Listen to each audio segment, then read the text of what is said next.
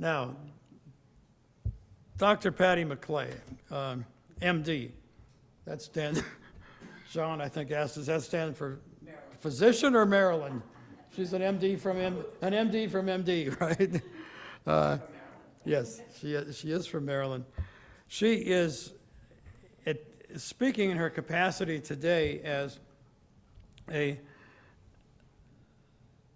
me get this right, a member of the National Steering Committee for the bicentennial celebration of Lafayette's return tour to the United States in 1824, 1825. So she's on the National Steering Committee for that, and she is on the governing board of the American Friends of Lafayette, which is the body that is coordinating the tour, which you will be hearing about today. In addition, she's got a long list of other accomplishments, which if I told you all of them, you wouldn't have any time to speak. So I will not do that. She is a physician, internist and rheumatologist. So if you have questions, line up on the right, please. More than 40 years of experience as a physician, educator, and lecturer. The focus on the relationship between stress and disease. Should have been here at the previous ones when we were stressing over this Zoom, getting it working. Right, okay. She's very active in the Daughters of the American Revolution, and speaking of which, Nancy Watford, are you now with the Regent for the Catoctin chapter? 2 days, okay. Why don't you just, since DAR figures prominently in what we're going to be doing on this. So Nancy is 2 days will be the Regent of the Catoctin chapter of the Daughters of the American Revolution, which is the local chapter here. So Dr. Maclay she's the immediate past state historian for the Maryland DAR and is the national vice chair for National Board events. She has a lot of other things, having been docent, educator, et cetera, at the DAR Museum. Additionally to that, she's also active with Children of the American Revolution. I thought you would have outgrown that by now. Never, okay, good. And she is a member of the Montgomery County Commission for Women, and a long list of other things which I won't go into. I've heard Dr. Maclay speak twice at SAR meetings, in Maryland State meeting and our chapter in Frederick, and I tell you, it's a very good talk, and I'm looking forward to hearing you a third time. It's hard to follow. Oh, no. Thank you. Okay. Thank you so much. Oops. Let me just take off that I got it, that it's recorded. Okay, good. Thank you so much, Ed, and thank you for inviting me to come and speak to you today about my favorite fighting Frenchman, the Marquis de Lafayette. Ed said I could have about an hour. That's Move a little bit to your right. Yeah. There we go. good. Whoops. You're welcome. And so that's only a drop in the bucket of the information about Lafayette and this fantastic man who helped our country gain independence and tried to help a lot of other places in the world gain their independence too. My presentation will be two parts. First, talking about the bond that existed between Washington and Lafayette, which I think is very important to understand how Lafayette came to love our country so deeply and so sincerely. And the second part will be about his bicentennial tour, how that came about and where we can be celebrating with it now. So I am an ardent Lafayette groupie, so bear with me as I delve into the history of this man and share with you some of his history. He is the hero of two worlds, the Marquis de Lafayette. Move a little bit this way. We'll get you in the center of the hand now. Okay. My center? That's good.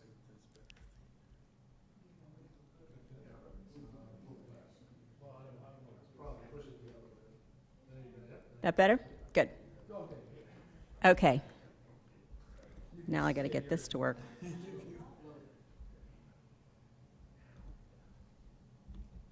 There we go. See if you dance. Okay, the bond. Now, what I'm going to do is I'm going to be like doing a documentary. You're going to be watching the video, and I'm going to be talking behind it and telling the story of what is on the video. So that way it will help you really get a sense, both audio and visually, about what I'm talking about. So the bond between Washington and Lafayette can best be described as that of an adopted father and adopted son. There are many, which way? Okay. There are many documented references to this bond in the letters sent between the two of them, but that this relationship existed can also be found in the writings of the many people who witnessed it firsthand. For those of you out there who feel that Alexander Hamilton shared a similar bond with Washington, history does not support that.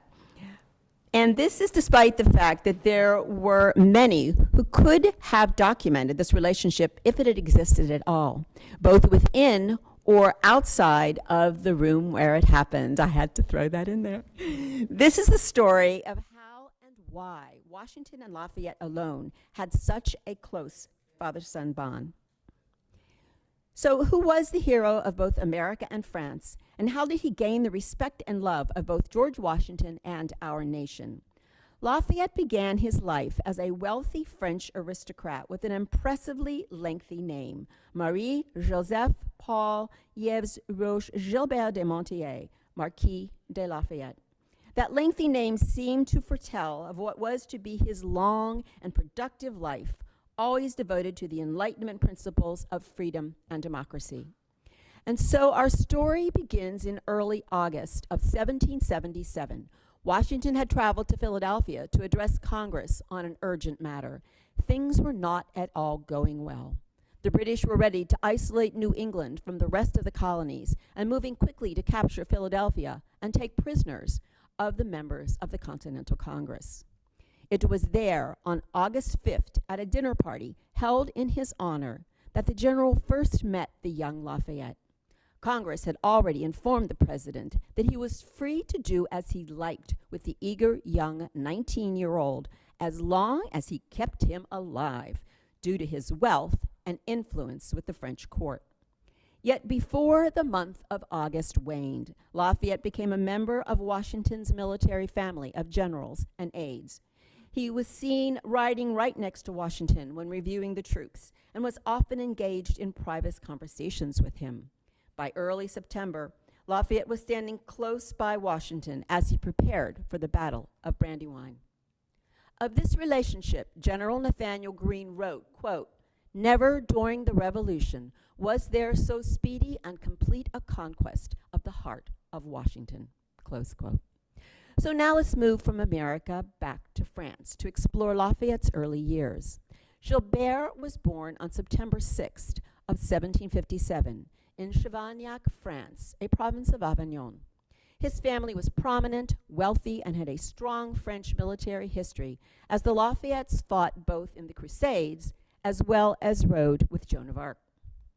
When Gilbert was not yet 2, his father was killed by a British bullet at the Battle of Minden during the 7 Years' War between France and England, a war that, as you know, involved the colonies and was called the French and Indian War. Gilbert's mother was heartbroken with grief after her husband's death, and she left Chavagnac to live with her family in Paris, leaving young Gilbert in the loving care of his fraternal grandmother and aunts, all women of great intelligence, strength, and integrity, which did have an impact upon Lafayette. And so, the red-headed, hazel-eyed, and befreckled Gilbert became the 4th Marquis de Lafayette. At age 10, his mother brought him to Paris so as to continue an education fit for nobility. Gilbert was very bright and gifted in many subjects, especially in the classics and languages.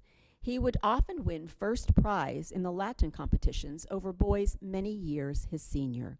This gift for languages, especially Latin, explained his ability to quickly learn English during his first voyage to America.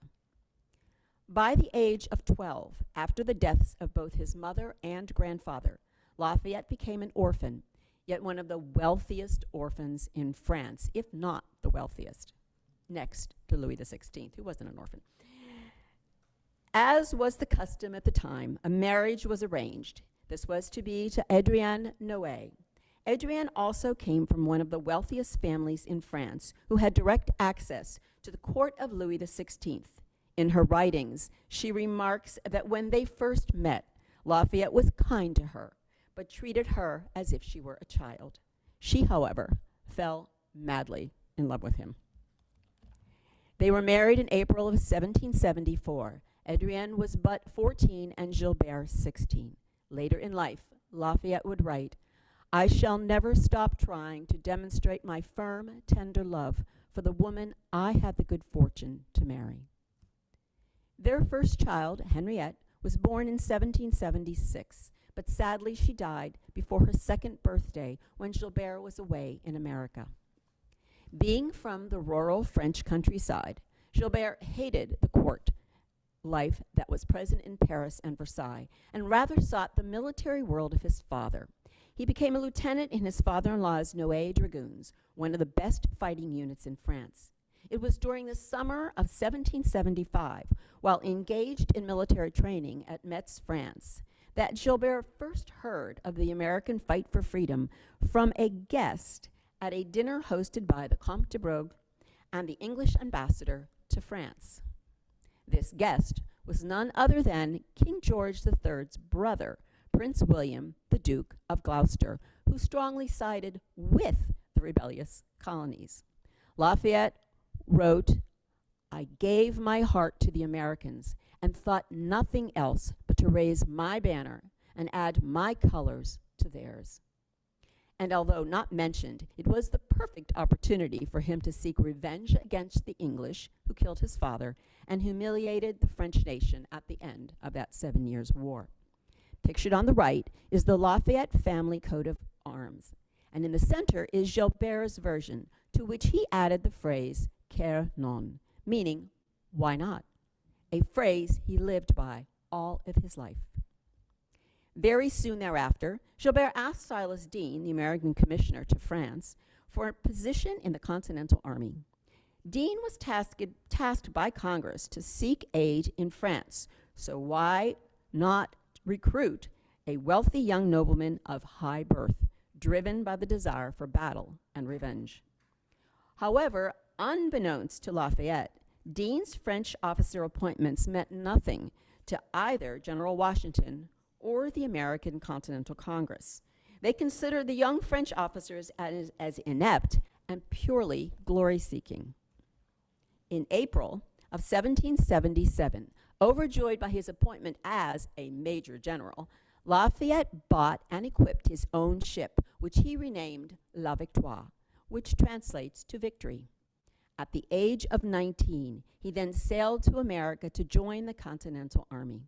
He had to leave secretly, as the French king had forbidden his going, so as to not upset the uneasy relationship that existed between France and England following that 7 Years' War. Lafayette left so quickly that he could not even tell Adrienne, but had to write to her of his journey. Adrienne herself was now 17, a lady-in-waiting to Queen Marie Antoinette, and pregnant with their second child, to be named Anastasie. Adrienne, however, even after Lafayette left, continued to voice her strong support for the American cause. Unlike most women of her social rank, Adrienne, like Lafayette, studied and embraced the Enlightenment ideals of freedom and democracy. After his return from America, Lafayette is known to have looked to her as an equal in their marriage, something quite unusual for this time in France, and most likely influenced by watching General Washington and Martha. Upon Gilbert's arrival in Philadelphia, Congress, thinking he was just another inept French officer, refused to even see him when he knocked at their door, literally. Then, when they recognized his nobility and wealth, plus the fact that he refused an officer's pay, they decided to allow him to keep his commission as a major general under the proviso that he would not have active command of any of the troops. Despite this disappointment, Gilbert's letters to Adrienne were filled with the excitement about his meeting the great General Washington. He was but 19, and the general was 46. But at that August 1777 dinner, Gilbert recognized Washington immediately, writing, "Although surrounded by officers and citizens, it was impossible not to recognize the majesty of his face and his countenance, his affable and noble manners, and the dignity with which he addressed those about him. He inspired rather than commanded respect. At that same meeting, everyone was taken with Gilbert's charm, but what was most appealing was his obvious and overwhelming awe of General Washington. Later, the very reserved Washington himself would say that he felt from first sight that, quote, the boy was worthy of esteem and attachment. At the end of this first meeting, Washington asked Lafayette to join his military family. Gilbert was overjoyed to be included and to have the opportunity to be so close to the general. However, what he did not know was that General Washington had been told by Congress that above all, he must keep Lafayette out of danger, again, due to his wealth and connections with the French king. Soon, however, it was evident to most that it was the general himself who made every effort to keep Gilbert safe, not just for Congress, but for his own reasons. On June 7th of 1777, Gilbert wrote to Adrienne, quote, the welfare of America is bound closely to the welfare of all humanity. She is to become the honored and safe asylum of liberty. As Lafayette sailed to America, he could neither speak English nor had yet to fire his first shot in battle. In fact, during most of the journey, he was horribly seasick, I can so identify, something that would plague him on all of his future sea voyages. Yet he was determined to demonstrate his worth to the American cause and quickly learned English on this voyage. It soon became clear that his greatest obstacle to service to the American cause would not be Congress, nor his ability to speak English, but rather overcoming Washington's own desire to protect him from a British bullet. So now we will turn to another person besides Adrienne, who knew and also loved Lafayette, and that is Martha Washington. Martha first met Gilbert at Valley Forge in 1777. She would easily come to understand how her husband's deep affection for Gilbert, in part, had much to do with his own past, especially his younger years. George Washington was born on February 22nd of 1732. Like Gilbert, his father died when he was quite young at the age of 11. He did not have a close relationship with his mother, prompting him to be independent and self-reliant. Like Gilbert's own paternal great-grandfather, George's older half-brother Lawrence became his protector and educator. As the eldest son, Lawrence had already received his education in England and took it upon himself to instruct George in the classics and to promote constant self-enlightenment, emphasizing individual honor, civility, and courtesy to all, no matter what their rank in life. In his youth, Washington was a boy of deep passion and strong emotions, just like young Gilbert. With age, however, he trained himself to mask his feelings with a reserved exterior. But just as with Gilbert, George hungered for approval from others and desired admiration and respect. Yet both George and Gilbert were socially awkward in their youth, owing to their rural upbringings. And to make matters even worse, both stood over 6 foot tall and had bright red hair. So there was no way they could avoid the immediate attention of others. George worked to improve himself, both socially and in appearance, as he was born neither into wealth nor into the aristocracy of the New World. George, like Gilbert, had a strong desire to serve as an officer and acquire a military education. This goal became a reality with the onset of the French and Indian War in 1754. In the year prior, the 22-year-old Washington had been appointed by Virginia Governor Robert Dinwiddie to lead a small group of militia on a diplomatic mission to the French in the Ohio Valley. Washington failed badly on this mission, and things escalated. King George sent General Edward Braddock with a large number of reinforcements to reestablish the balance of power in favor of the English. Just as Washington took Gilbert as his protege, General Braddock took George as his personal aide. He learned much from Braddock, in particular, to always ask the opinion of others, no matter their rank.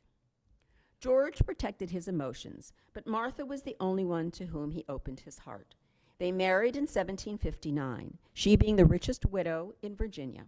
And just as Gilbert loved Adrienne, George loved Martha dearly for her wisdom, her strength, and courage, and was both a devoted husband and a loving surrogate father to their children.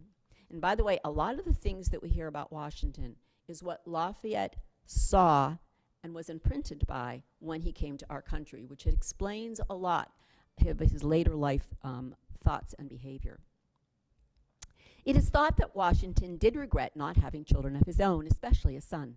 So to those who knew him best, it came as no surprise that he quickly developed an attachment to young Gilbert, not only because he saw in him his very own youthful self, but also possibly the son he never had.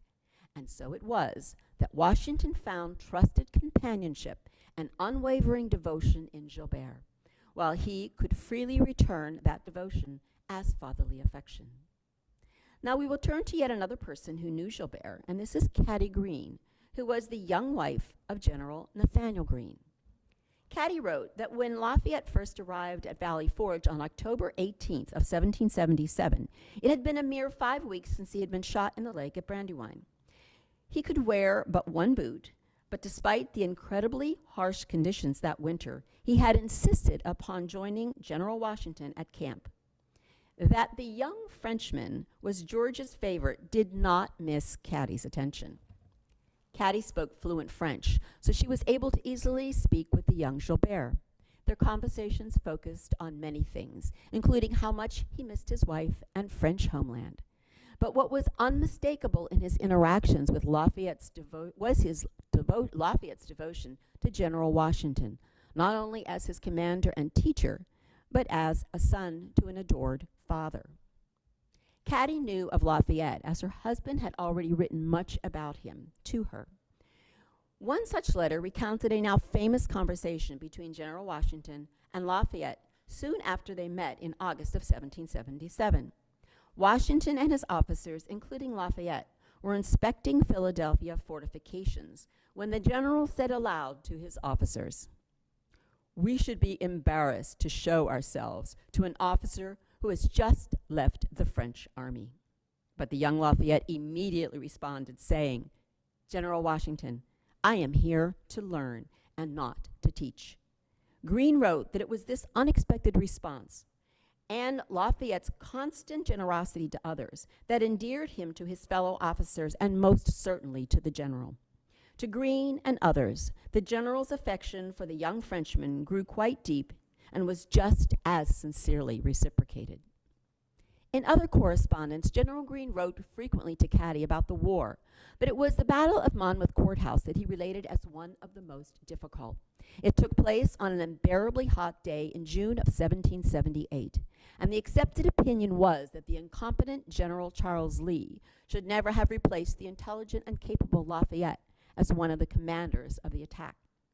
In doing so, a battle that could have been won instead ended in a draw. Exhausted after that fight, and after seeing to his own men, Greene returned very late to headquarters.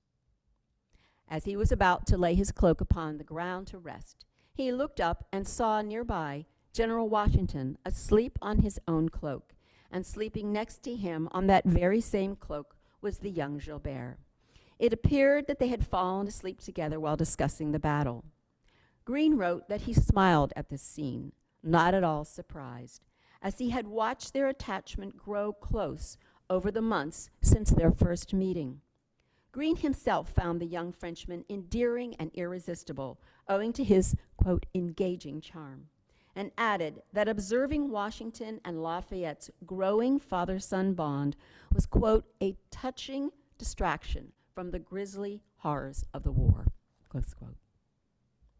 By December of 1778, Washington again, as when Gilbert was shot at Brandywine, faced the possibility of losing his young friend. While encamped for the winter in the area of Fishkill, New York, Gilbert contracted a high fever, leading the doctors to fear for his life. He was taken to the Brinkerhoff home and family who cared for him. General Greene wrote that Washington rode a great distance each day to see Gilbert. On most days, he would return visibly distraught.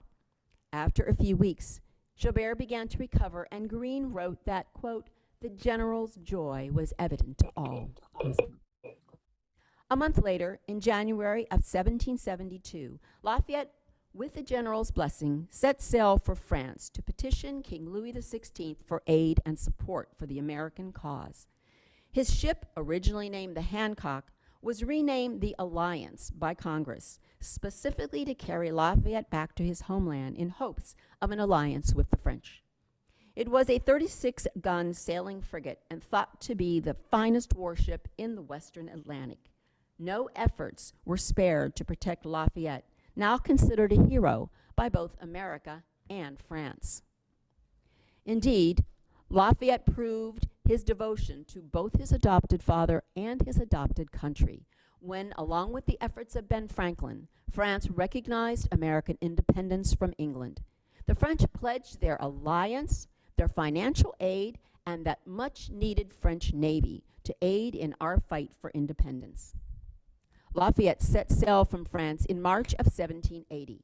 To ensure his safe return to America, this time, King Louis XVI sent him in one of the fastest French ships, the Hermione. Gilbert landed in Boston in April, where he was met by a special unit of cavalry sent by Washington to protect him on his journey to the Continental Army's winter headquarters at Morristown. Once he arrived in camp, having missed the general and excited to tell him the splendid news, Gilbert, with tears in his eyes, threw his arms around Washington and, in the French manner, kissed him on both cheeks. Many of those nearby were absolutely shocked because no one ever touched the general. But Washington displayed nothing but happiness. Thereafter, as many later testify, this exchange between Washington and Lafayette would become the norm following any period of their separation, and only with Lafayette. Our next source of information about Lafayette is the correspondence by William Alexander Lord Sterling, often to his wife, Lady Sterling. Their letters included high praise for Lafayette, especially in reference to the Battle of Brandywine. On that fateful September 11th of 1777, as the news about the British field positions were reported to Washington, Gilbert repeatedly requested of the general to be allowed to ride out to the battle, but the general said no. Gilbert had just turned 20 only 5 days prior and had been with the general for only 1 month. Then Washington, appearing to be distracted by further news of the battle, agreed to the request. Once he arrived at the battle, Gilbert watched as the British advanced. He saw General Sullivan's battalions scattering in confusion. Reacting instinctively as he had been trained to do, he charged at the fleeing men, riding his horse back and forth and shouting at them to regroup, regroup. He then dismounted and began shoving them, trying to create an important, orderly retreat. General Sterling wrote that by sheer force of will, Lafayette managed to impose order to his section of the battle line. And so it was that in the heat of battle, Lafayette did not feel the British bullet pass through his left calf. He remained on the field, inspiring the men by his presence and courageous actions. Between Lafayette, General Greene, and General Lord Sterling, an organized retreat was achieved. It was only then that Lafayette's aide-de-camps saw blood seeping from his boot. They found a horse, hoisted him into the saddle, and with only a makeshift bandage, Lafayette rode along and continued to encourage the men as they retreated. At Chester Bridge, General Greene deployed troops to defend the crossing, but by then, Lafayette could barely remain in the saddle as he was growing faint from the loss of blood. When General Washington heard that Lafayette had been shot, he immediately sent his own personal surgeon, John Cochrane, and also a young French-speaking American captain to guarantee his safety. He ordered that Lafayette be immediately transported with military escort to the town of Bethlehem, Pennsylvania, saying, "Take care of him as if he were my son, for I love him with the same affection." As for Gilbert, the Battle of Brandywine proved his valor, but for the general, it nearly ended in heartache. Yet despite his affectionate bond for Gilbert, Washington could not help but recognize Lafayette's innate ability as both a soldier and leader. Remembering his own passionate desire to be recognized as worthy of a military command, the general now urged Congress to allow Washington to take an active role as a major general in the Continental Army, writing, "He is sensible, discreet in his manner, has made great proficiency in our language, and possesses a large share of both bravery and military ardor." Then General Washington, instead of making the military assignment himself, actually asked Lafayette which division he might choose to command. Immediately, and overwhelmed with gratitude, Gilbert requested a militia from Washington's own home state of Virginia. Be it at Brandywine, Monmouth Courthouse, or under the intense stress of Valley Forge, no doubt would ever exist between the general and Gilbert of their mutual loyalty and true father-son devotion to one another. By the end of the American Revolution, Lafayette returned to France with the hope that the general would visit him there. He never did. But from August through December of 1784, Lafayette returned to America and spent time with his adopted father at Mount Vernon. They shared many long and enjoyable hours together, discussing farming, government, and politics. Yet during this same visit, and unbeknownst to many today, Lafayette used his influence as a national hero to urge all 13 states to develop a central unified federal government. He was an avid letter writer. And to abolish slavery. He was becoming a polished diplomat. The general and Gilbert's last and very emotional parting came in December of 1784. After Lafayette's departure, in his writings, Washington struggled with the sad realization that he would likely never embrace his adopted son again. During the turmoil that followed the French Revolution, through the 5-year imprisonment in Austria and his years of exile from France, Gilbert and Washington wrote to one another as often as they could, and always in the terms of father and son. The following quote is from one of those letters when Lafayette learns of George Washington's recovery from an illness prior to receiving the letter about the illness itself. Quote, "My dear General, what would have been my feelings had the news of your illness reached me before I knew my beloved General, my adopted father, was out of danger? I was struck with horror at the idea of the situation you have been in." The last words that Lafayette would receive from Washington was his warning to not come to America in late 1798. This was due to the XYZ affair, an undeclared naval war with France during the presidency of John Adams. The sad letter was filled with Washington's longing for Gilbert's company, but in the words of a protective father, he felt that there would be too many physical and political dangers for Gilbert on such a trip. The letter did not reach Lafayette until May of 1799 due to his exile in Holland. With intense sadness, Lafayette wrote back, quote, "Your opinion, my dear General, has with me, as it ever has, an immense weight. I know you long to fold me in your paternal heart, yet you advise me against your own satisfaction and mine. You are better informed, and to your judgment, as always, I will submit." Lafayette would do as his dear general told him, just as he had done during the war they fought together side by side. Sadly, Washington never received this letter from Lafayette, dying in December of 1799, without ever knowing that Gilbert was in acceptance of his wishes. On his triumphant farewell tour to America from July of 1824 through September of 1825, it was an emotional and tearful Lafayette who twice visited the grave of his adopted father at Mount Vernon. And so, I will now end this part of my presentation about the general and Gilbert. It was a relationship that began in 1777, was cemented at Brandywine and Valley Forge, and would last for the entirety of their lives. For Washington, he found in Lafayette the love and loyalty of a devoted son. And for Lafayette, he found in Washington the love of a caring father and a role model for his own life. So now we'll turn to Lafayette as, quote, our nation's guest, and recount his triumphant tour of America in general, and this time in Frederick, Maryland, and Virginia's Loudoun County and Leesburg in particular. After his success as an American Major General, Lafayette became a renowned statesman who supported the rights of Native Americans and the abolition of slavery, defended religious freedom, backed democratic revolutions in Europe and South America, spoke out against capital punishment and solitary confinement, and supported women and their ideas, causes, and rights. From July of 1824 through September of 1825, the Marquis de Lafayette, symbol of the Enlightenment and the last surviving Major General of the American Revolution, made his farewell tour of the United States. He covered all of the then existing 24 states as our nation's guest.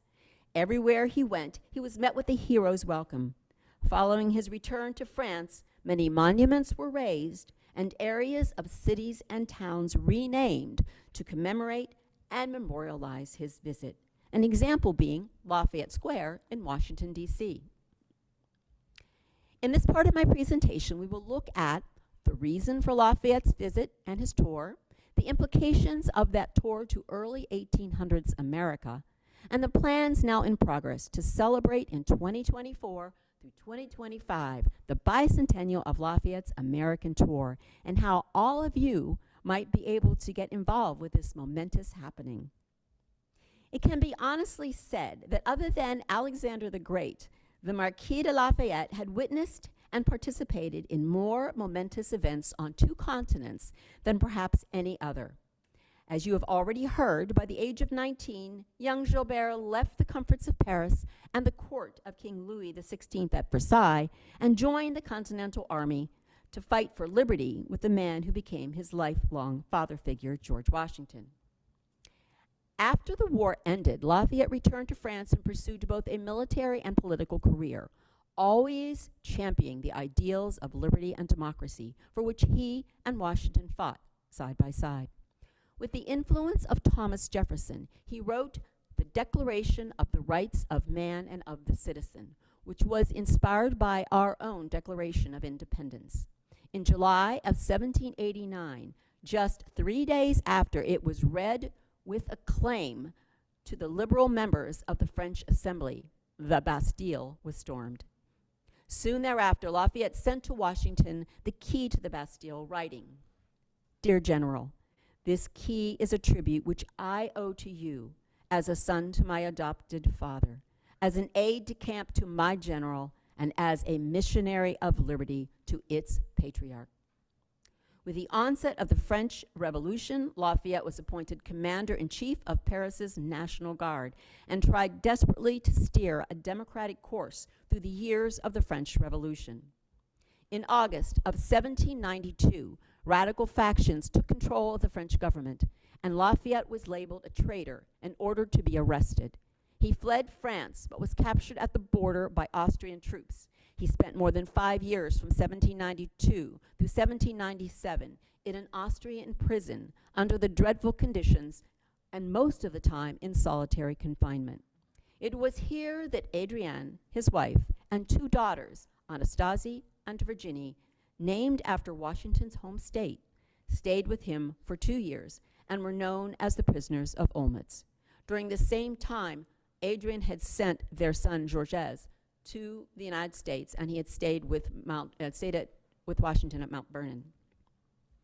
Lafayette did eventually return to France, but only after both Adrienne and the American Congress repetitively petitioned Napoleon to secure his release. However, once back in France, Lafayette refused to participate in Napoleon's government or his military conquests, despite the invitation to do so. To Lafayette, a government leader was a president and not an emperor. So instead, he continued his determined effort to bring democracy to France. After the conservative Bourbon kings were restored to the French throne in 1814, He became a strong voice for the liberal Democratic members of the Chamber of Deputies, a position which he held for most of the remainder of his life.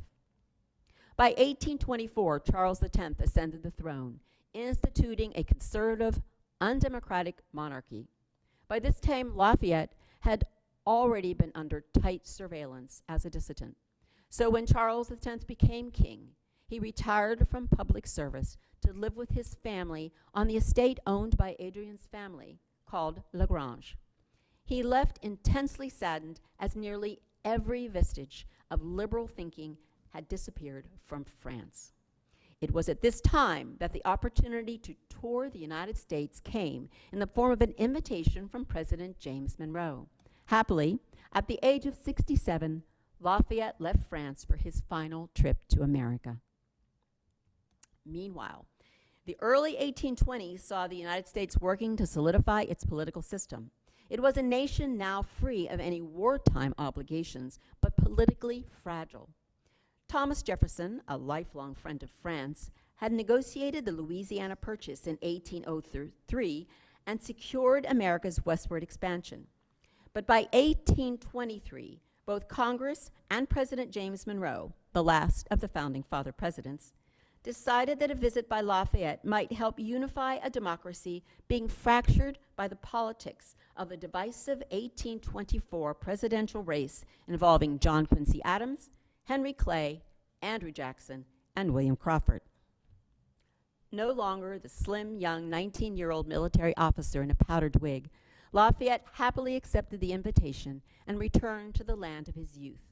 But he returned a different person, having survived the French Revolution, suffered severe hardship after 5 years in prison, grieved the loss of his much-loved wife, Adrienne, and experienced the nearly total disintegration of the ideals of democracy in his homeland. He decided that this would be his farewell tour to the America he loved, and as we will see, without a doubt, loved him back. The invitation to Lafayette was made as America was approaching the 50th anniversary of its Declaration of Independence. Monroe wanted Lafayette to reignite a feeling of greater patriotism in American citizens. But his invitation was also deeply personal, because Monroe and Lafayette had a very long history together. It was a relationship that had been cemented during the American Revolution. For you see, that very same French-speaking captain who Washington had sent to care for and protect Lafayette after he was shot at Brandywine was to become the future President James Monroe. And thereafter, both he and Lafayette would become lifelong friends. Therefore, it is not surprising that Monroe's invitation was warmly received and readily accepted by Lafayette.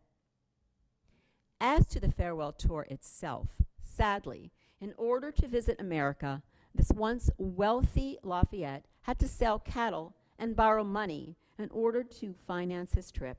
He had spent much of his wealth in support of the American Revolution, and nearly all the rest was lost in the French Revolution.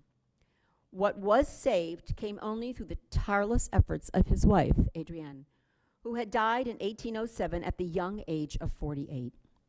When he left for America, he was accompanied by his son, George Washington Lafayette, seen here at the age of 11 with his 33-year-old father celebrating the first Bastille Day on July 14th of 1780. The other portrait of George is what he looked like in 1825 at the age of 46. Also accompanying Lafayette was his personal secretary, Auguste Lovettsville, a young French captain who, like the Marquis, had expressed a willingness to overthrow the Bourbon kings. It was Lovettsville who kept the diary of the tour that was published in France upon their return. That diary, by the way, you can actually purchase. It was translated unabridged by the president of the American Friends of Lafayette, Alan Hoffman, and it is the entire unabridged explanation of everything that went on in the tour, with a lot of Lavoisier's personal comments also, which are very funny on some sections. Their American tour would span 13 months and take the men over 6,000 miles, traveling by stagecoach, canal barge, and steamboat. While Lafayette did enjoy the opportunity to see old friends and revisit the memories of his youth, It was the story of American democracy that he desired to take back to France, hoping to use it as an example to revive liberal political views at a time when the conservative French Bourbon kings were stifling all Enlightenment ideals. To Monroe's relief, Lafayette's very first footsteps on American soil triggered a national memory that led to the demonstration of a deep and most heartfelt gratitude, love, and respect by Americans for their hero. Each city and town worked to receive their eminent guest in the grandest of styles, and their speeches and comments reflected their high esteem for Lafayette, although sometimes quite comically. For example, in his memoirs, Josiah Quincy Jr. describes the moment when Lafayette left Vermont for New Hampshire in June of 1825. Quote, "To me, his last words were, 'Remember, we must meet again in France.' And so saying, he kissed me upon both cheeks." Upon relating this occurrence, an enthusiastic lady of my acquaintance said, quote, "If Lafayette had kissed me, depend upon it, I would never have washed my face again as long as I lived." Indeed, the ladies were beyond excited to meet the noble and gracious Marquis, and the story is told that upon introduction, the Frenchman would always bow low and gracefully kiss their gloved hand. Many a lady, upon receiving such a kiss, immediately swore to never wash that glove again. Hence, many museums have beautiful gloves such as the one seen here, many unwashed. And as for Lafayette, he is quoted to have said that it was more than embarrassing to repetitively have to kiss his own face. As for the farewell tour itself, it was quite a fast-paced schedule for the 67-year-old man. Using this pictured map of his tour gives us a quick overview of his travels. Upon arriving in New York City to great fanfare in August of 1824, he traveled to the northern and eastern states, then on to Pennsylvania, Delaware, Maryland, and Virginia. Lafayette spent time in the new capital, Washington City, and then on to Annapolis, where in 1784, in gratitude for his service to America, the state of Maryland was the first to name him and all of his male heirs as natural-born citizens of the United States. Now let's look at Lafayette's time in Frederick, Maryland, and Leesburg, Virginia, since these are locations pertinent to us today. By chronology, we will start with Frederick, Maryland. Lafayette spent Christmas in 1824 in Baltimore. While there, in reply to the September of 1824 letter by Colonel John McPherson, Lafayette accepted his invitation to visit Frederick from December 29th through the 31st of 1824. That September invitation was co-signed by Lawrence Everhart, a Middletown Methodist minister.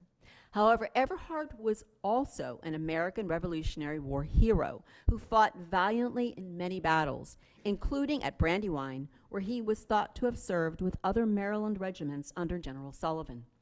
When Lafayette was shot, reputable accounts, including Lafayette's own, state that the first to assist him were his two own French aides-de-camp. They quickly lifted him into the saddle so as to escape the capture by the British. However, Sergeant Everhart was also there and helped Lafayette, either when he reached Chester Bridge, carrying him to a nearby home in Chester, or he may have been one of the soldiers hand-selected by General Washington and led by James Monroe, who would guarantee Lafayette's safety by quickly transporting him away from the battlefield. No matter the case, Lafayette immediately recognized Everhart when he greeted him at Jug Bridge, and at the dinner that evening, Everhart was given the second place of honor to Lafayette's right, while Lafayette sat in the first honored seat. Lafayette arrived in Frederick, Maryland at 4 p.m. on December 29th of 1824. He was greeted with great celebration. Pictured is the Virginia McLaughlin mural of his carriage being escorted by troops of militia and with great pomp and fanfare. Lafayette stayed in the home of Colonel John McPherson, now the McPherson Ross residence on Council Street. During those 3 days of celebration, nearly 8,000 people crowded into the 1824 Frederick, normally the home for 3,000 residents. As many of you are already aware, these beautiful wall murals can still be seen in the private McPherson Ross home in Frederick. After a period of rest, Lafayette was escorted to a sumptuous formal banquet at the Talbot House. The 200 invited guests at $4 each, which is $120 today, enjoyed delicacies of the season, including venison, oysters, which happened to be Lafayette's favorite food, and a 20-year-old rye whiskey. On occasions such as this, 13 formal toasts were always given to honor the 13 colonies, right. These were then always followed by many volunteer toasts.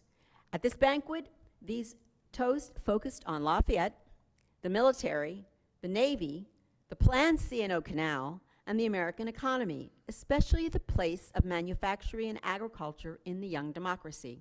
These last toasts were very appropriate for the rich and fertile lands of the Monocacy River Valley.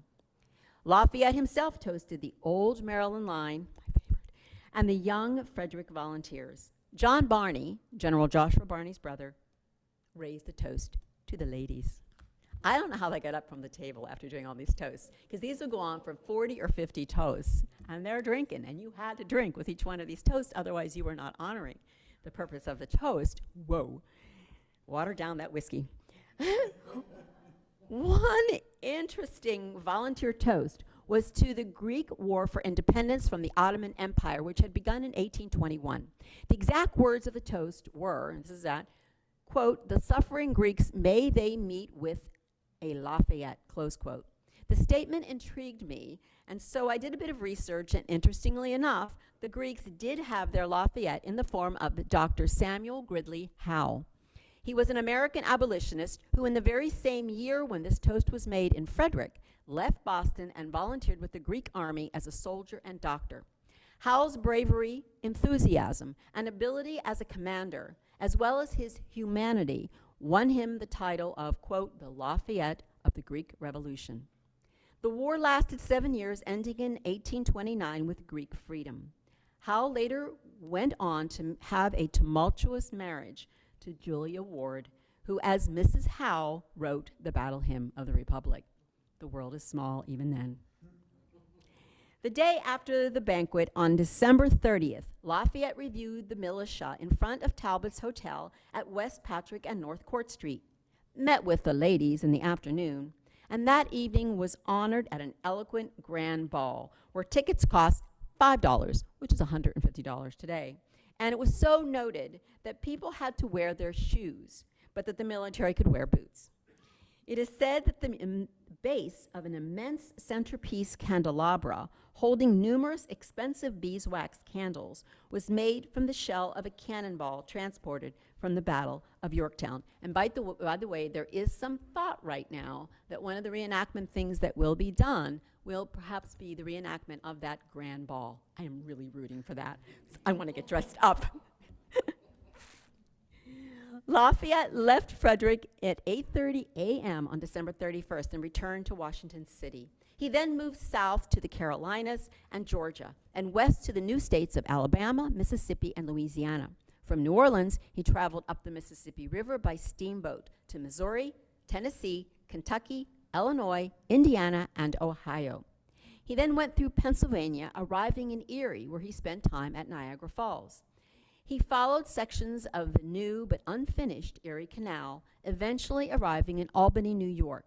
Then it was down the Hudson River and on to Boston, timed so as to have him ceremoniously lay the cornerstone of the Bunker Hill Monument on June 17th of 1825, celebrating the 50th anniversary of the Battle of Bunker Hill.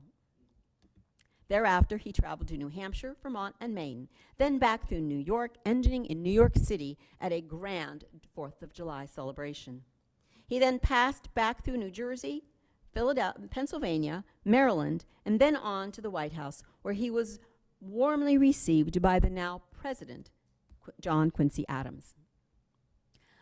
By this time, as he neared the end of his tour, Lafayette expressed the wish to visit Jefferson on at least one last time.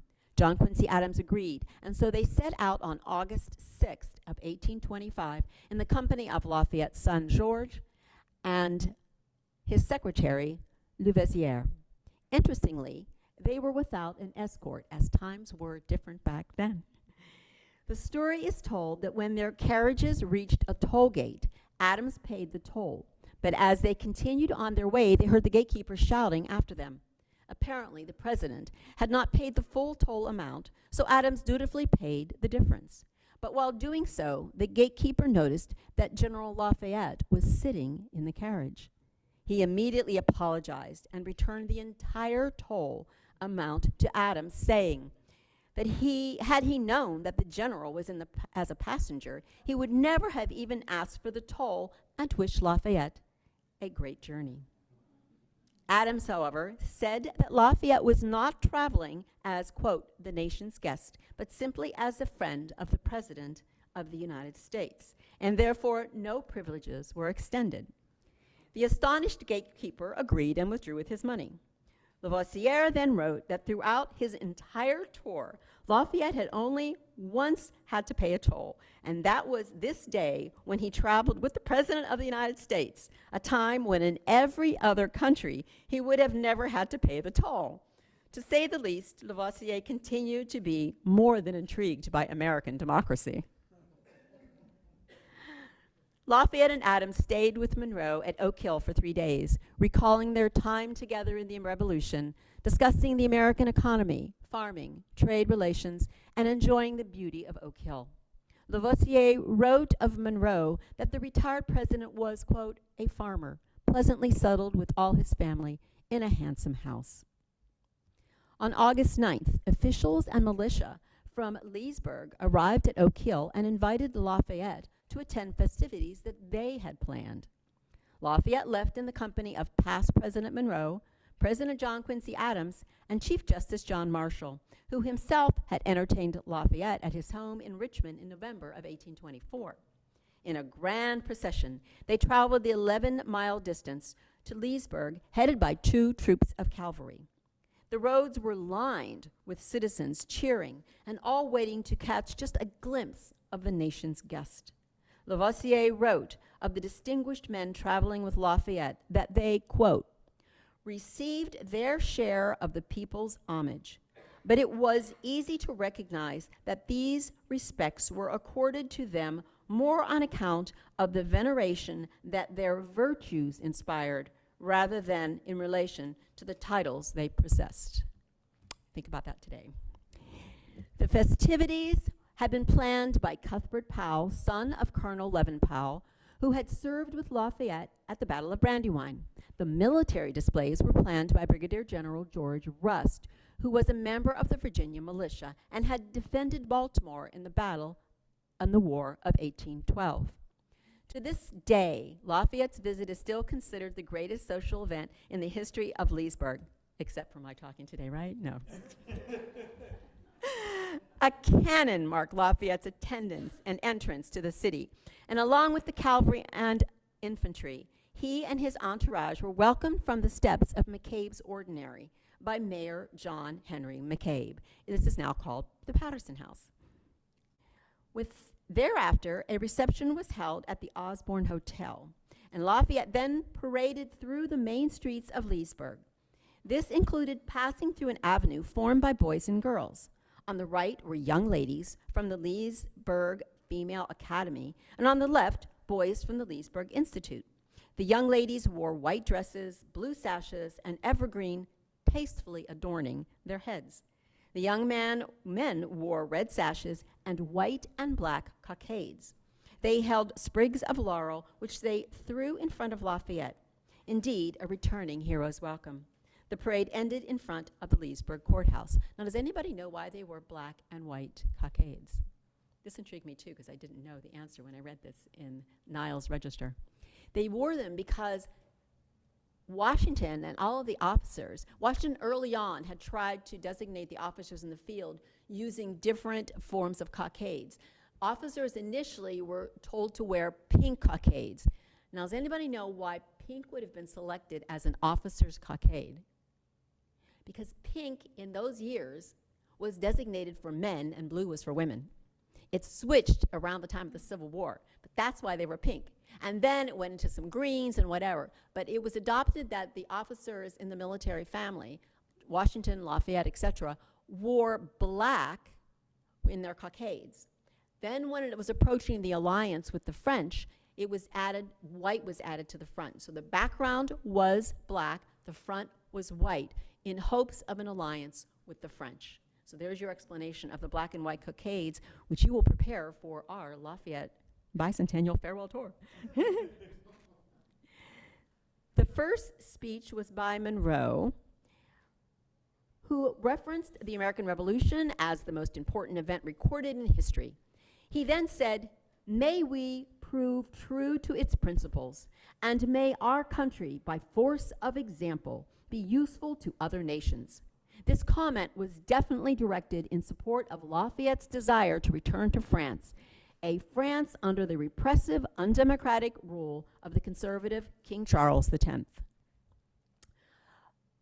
Like in Frederick, thousands of people turned out from the surrounding countryside to attend the festivities in honor of Lafayette.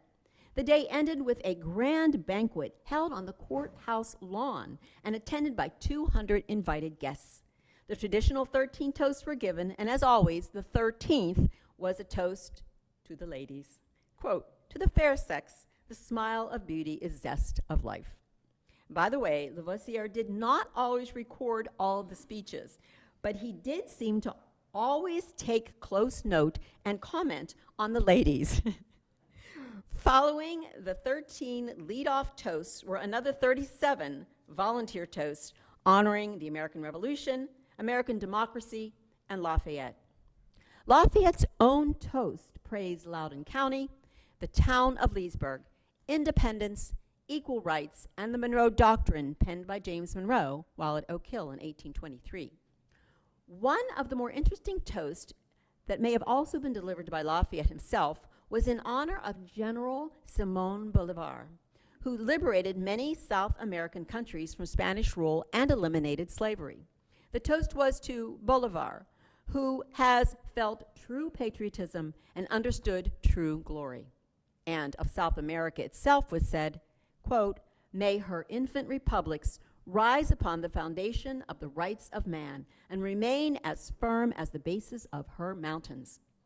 Historically, Bolivar is considered by many to be a major hero of South America, while others have denounced him as a dictator.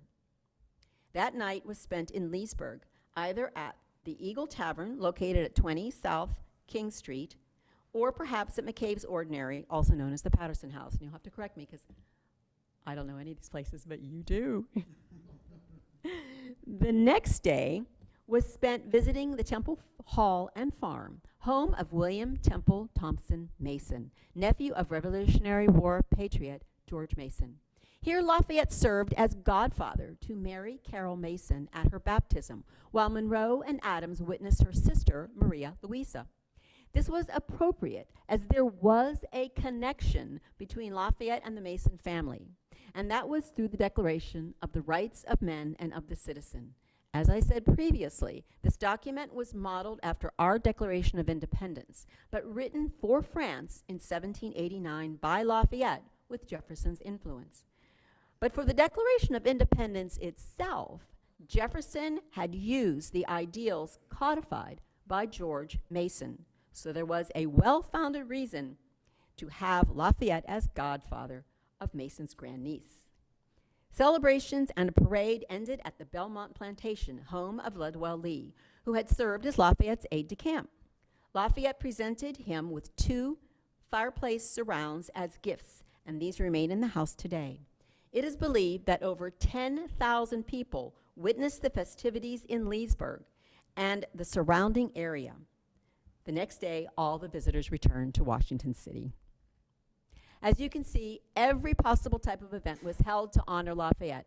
Picnics, parades, dedications, and balls. And all were accomplished and accompanied by grand speeches, speeches that spoke of national gratitude, Lafayette's honor and his virtues, his valor and dedication to the ideals of liberty. Yet every speech reflected the monumental joy and love felt by all for their hero. It also renewed in the youth a remembrance, a respect, and a gratitude for the American patriots, both alive and deceased. The tour ended in Washington City, where in December of 1824, Lafayette became the first foreign dignitary to address a joint session of Congress. He then celebrated his 68th birthday at the White House on September 6th. Sadly, on September 9th, Lafayette and his party boarded the steamboat Mount Vernon in Washington City and traveled down the Potomac to St. Mary's City, Maryland. There he boarded the Brandywine and for his final trip home to France.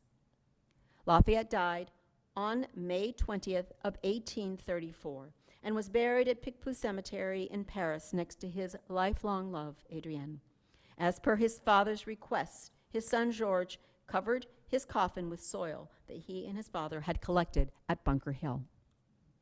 Today, I do not have the time to detail the remarkable humanity and the generosity of the Marquis, but examples of those virtues are reflected in his lifelong friendships with two African-American slaves, Hannah Till and James Armistead Lafayette. Nor do I have the time to talk about all the places Lafayette visited in America in general, or in particular in Virginia and Maryland. But what I can guarantee that is in 2024 through 2025, each of these cities and towns will have the opportunity to host a celebratory event, and it will be held on the exact date of Lafayette's visit 200 years ago. These celebrations are now being planned and coordinated by the American Friends of Lafayette, or AFL for short. The AFL was founded on May 20th of 1932 at Lafayette College in Easton, Pennsylvania. We work to promote public awareness of Lafayette as a great leader and to document his contributions to our nation's struggle for independence. We support ongoing research into Lafayette's life, actions, deeds, and his contributions to the ideals of democracy in both America and in France. And by the way, as you can see from the pictures, we have a lot of fun. In fact, the word I use when someone asks me about AFL, and I belong to a lot of other organizations, is the word joy. We do personify Lafayette, and it's joy. In 1824 through 1825, America will mark this 200th anniversary of Lafayette's farewell tour, and the goal of AFL is to have everyone join in this celebration. We will start in New York City just as Lafayette did when he first arrived from France. Over the next 13 months, we will follow the map of his tour in the exact order that he followed it 200 years ago.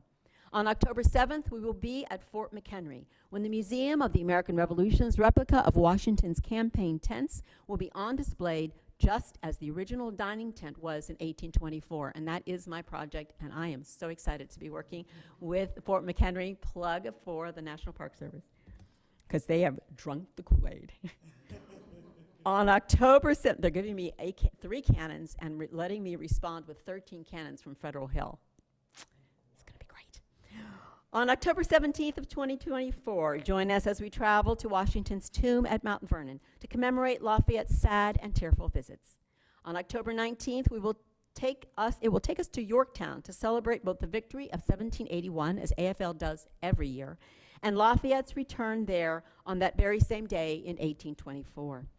August of 2025, join us as we mark the occasion when the New York State Militia, the 2nd Battalion, 11th New York Artillery, first adopted the name National Guard to honor Lafayette as the commander-in-chief of the French National Guard.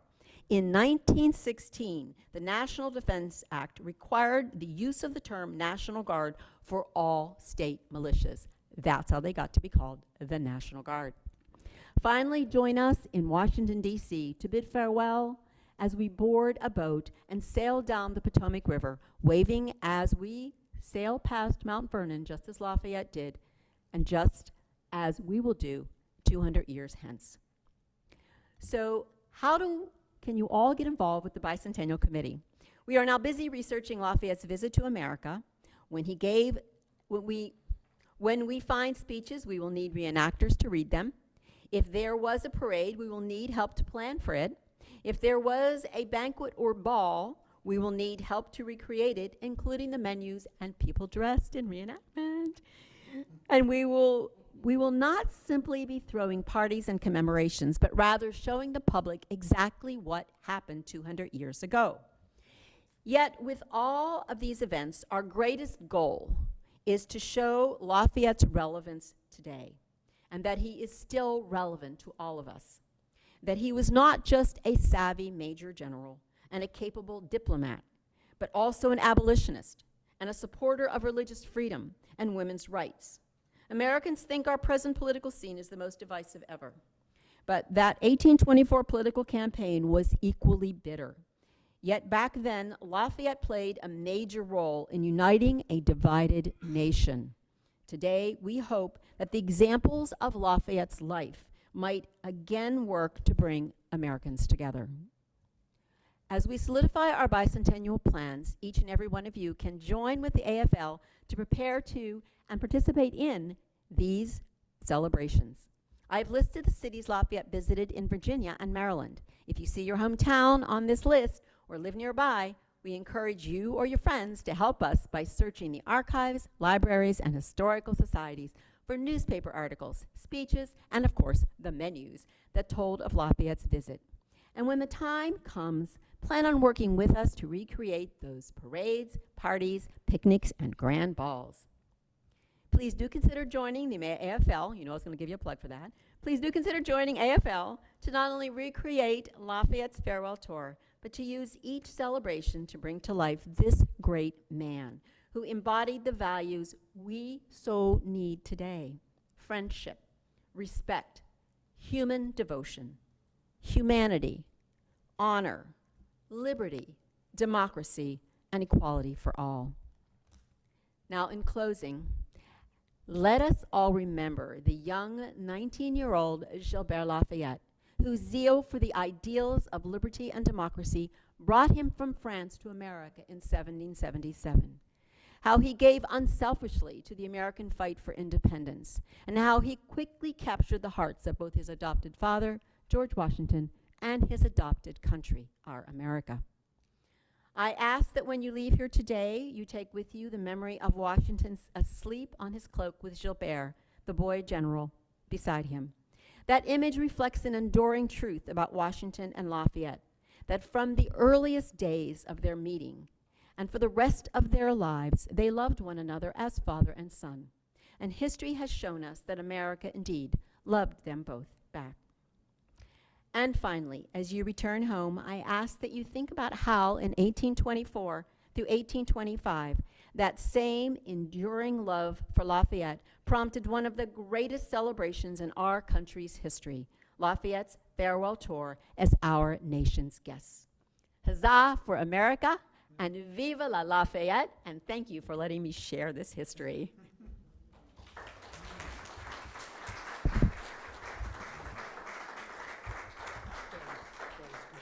Thank you. Don't go away. I don't. I love questions. Are you kidding me? That was really terrific, wasn't it? And we take great inspiration from that for the looking forward to the tour, both in the major cities, Fort McHenry, D.C., and locally here in Frederick and in Leesburg, in which many of us and many of you should be involved.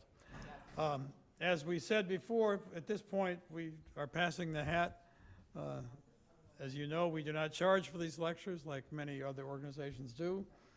So as you open your wallet or whatever you're doing, just think about...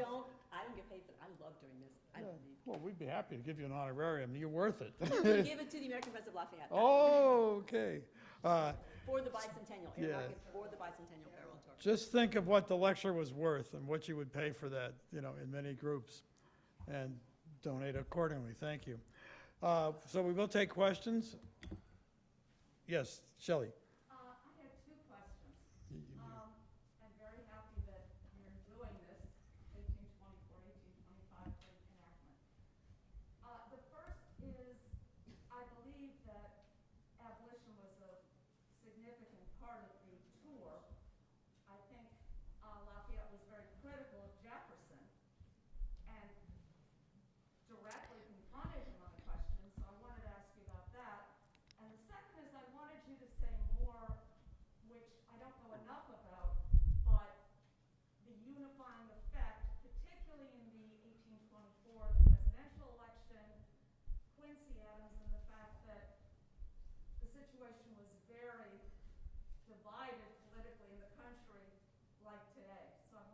And you can use about 15 words, very, very, very, very. It was horrific. To answer the first question, which I've already forgotten, what was the first question? Was about Jefferson and slavery. Slavery. Okay, so Lafayette was an extraordinarily good diplomat. He learned to become, he watched Washington, he watched what was going on, and he wrote frequently to all of the people who were the heads of our government. From the time he was here until he left, straight to the time of his death, he was in constant communication.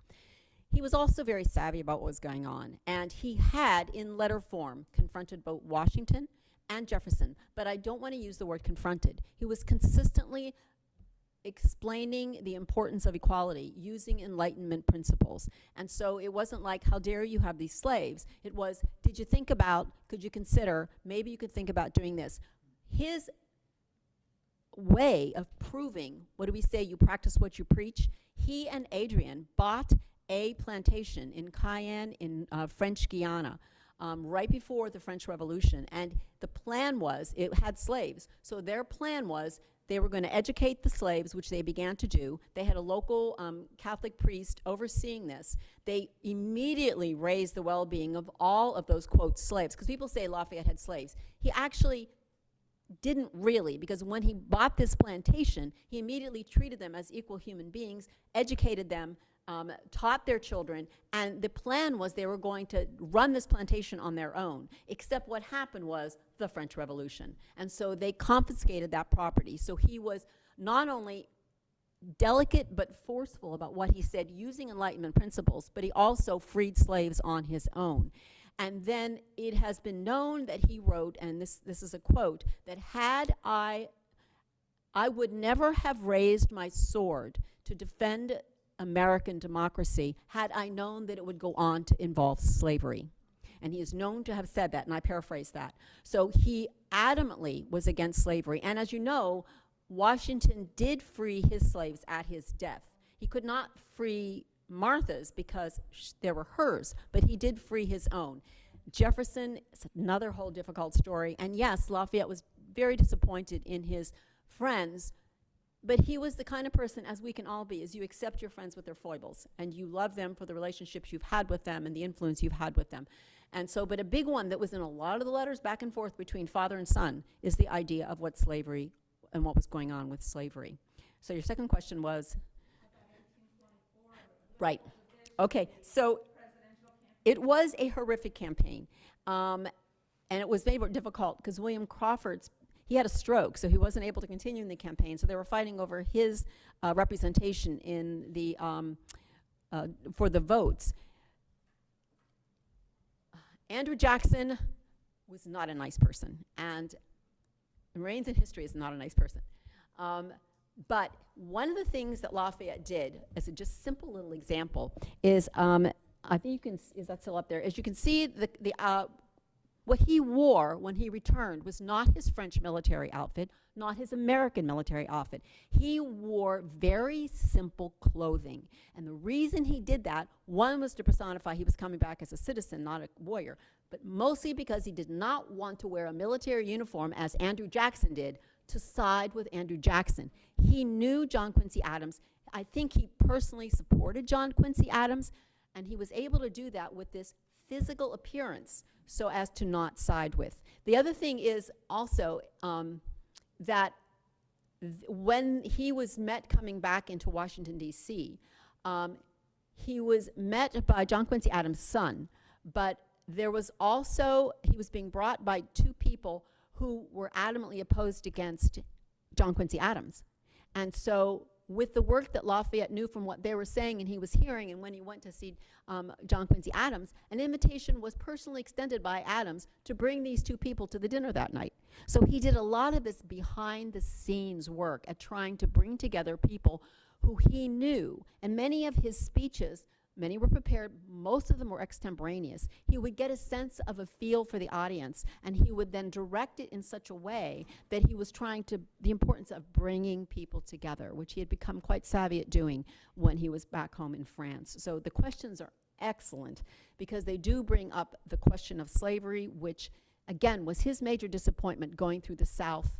When he was traveling through the South, it was just horrific for him, and he had to really deal politically carefully with the issue of slavery.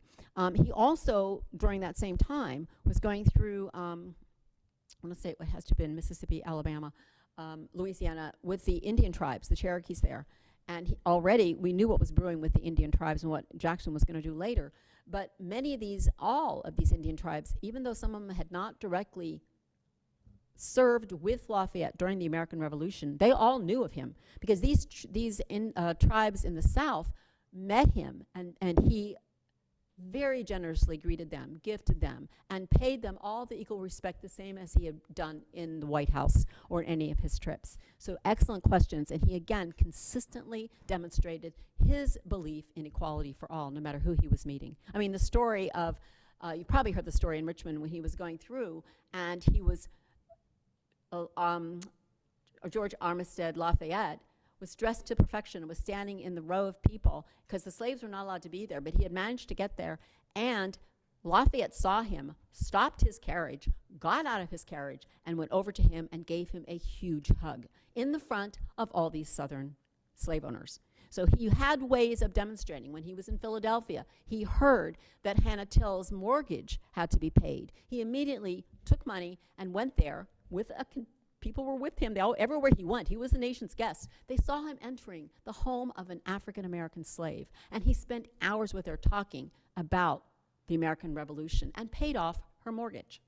So those things are reported in the Niles Register and in some of the articles to get this information out, because Lafayette wanted that information to be told. He wanted people to see him as someone who believed in abolition. Great question.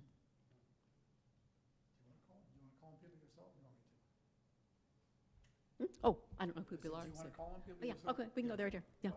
Just how influential and participatory was he in the French Revolution?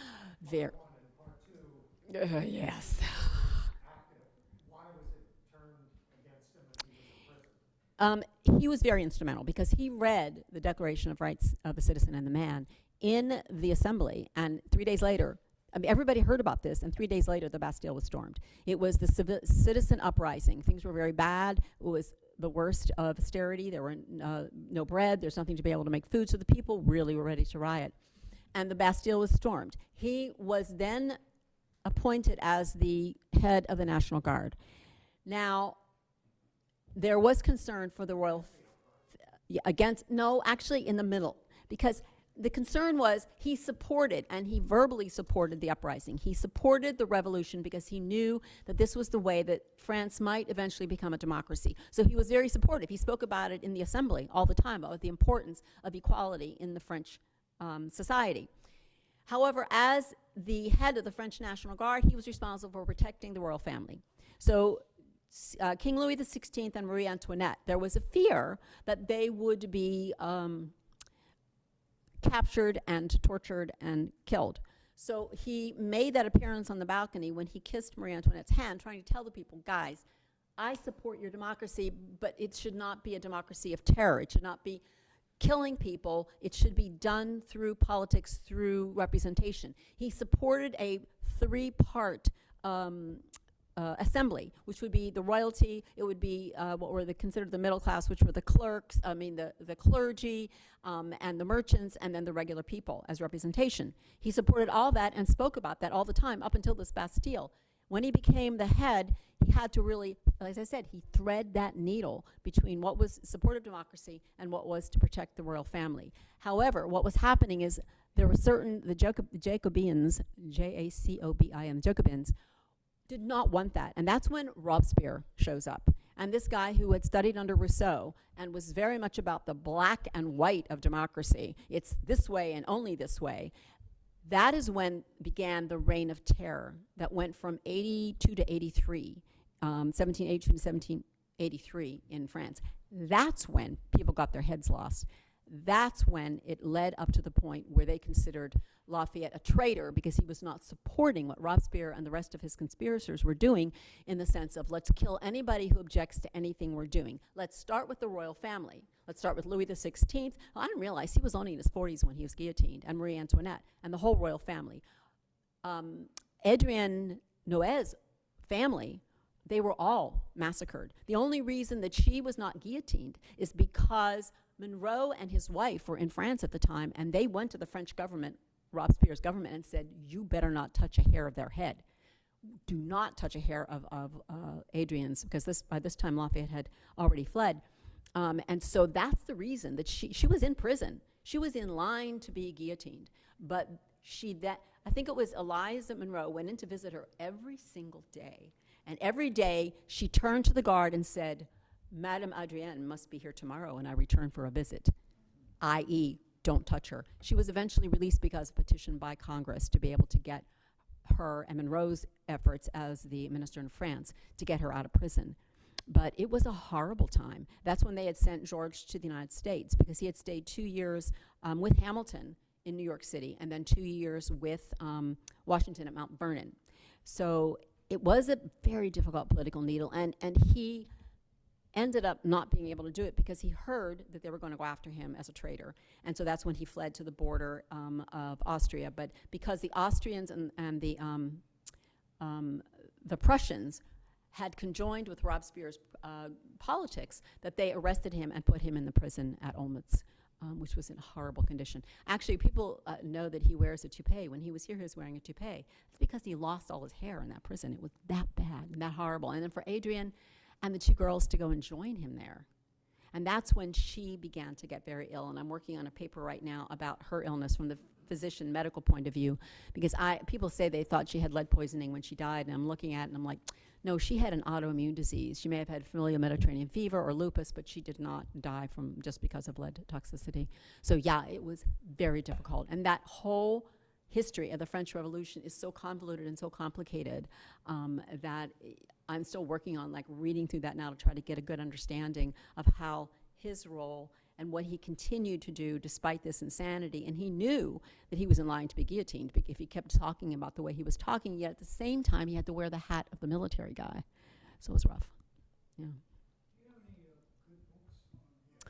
Oh, yes. Oh, I'm not on here anymore. A really good one for an easy read to get through is Mike Duncan's book on the hero of two worlds, the hero of two worlds, Lafayette, the hero of two worlds. As I said, Alan Friedman's unabridged version of Lavoisier's book of his tour of America for the farewell tour is also available, and that's Alan Friedman. And it's called Lafayette's Tour. Alan Hoffman, thank you so much. I'm ready to go. Thank you. I'm so glad. When I said it, it didn't click right. I'm like, wait, Alan would kill me. I've shared many a backseat with him driving with Chuck. Alan would kill me. He and I also have a discussion about the father-son relationship, because Alan is like, I don't really think that's that big deal. But I'm sorry, I can show you page after page after page of letters that say this. So Alan's book is really good. If you want to get the really facts, then Gottschalk's whole series of books on Lafayette in America, his coming to America, his time after he left America, the time on the October days of the French Revolution, through the French Revolution, through it all of those are available. I think there's an entire volume which has a lot of them together, but it's Gottschalk. And then Brandon's books also, which were, I think, from the 50s, on Lafayette's return. But the quick read, that if you want to really, really catch up on all of this stuff, is doing Mike Duncan's book that came out. Bruce Mowdy, M-O-W-D-A-Y, wrote a book on Lafayette at Brandywine, which is excellent. And so those are a few to get started with.